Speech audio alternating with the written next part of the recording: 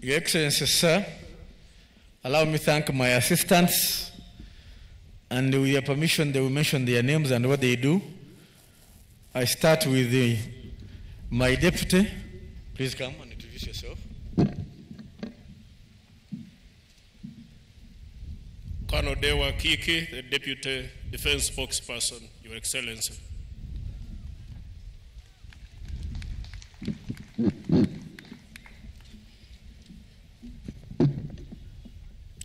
Your Excellency, I'm called Frank Baine, Commissioner of Prisons and Prison Spokesperson.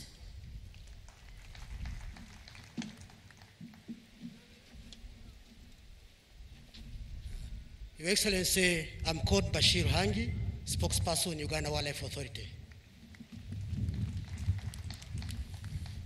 Because we work together, we did request these colleagues to help to participate in this year's celebration.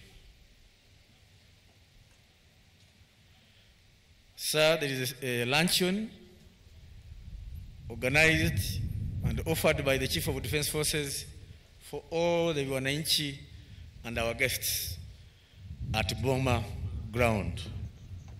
Thank you.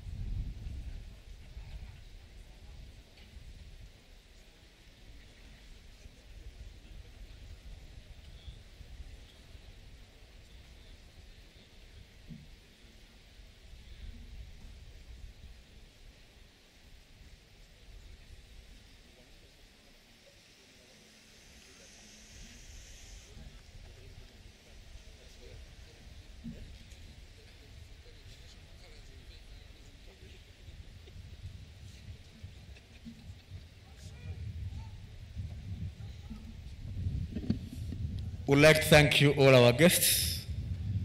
We are very grateful.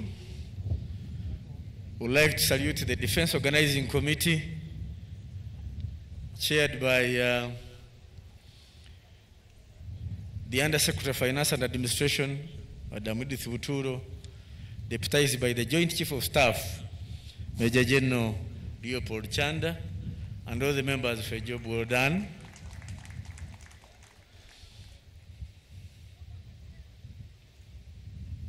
We thank the people of Greater Mbarara and Mbarara City for the hospitality you accorded the Defense Forces Week. It was wonderful.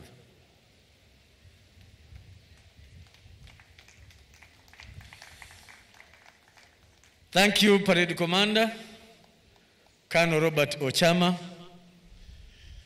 I request to give him a hand clap for a job well done.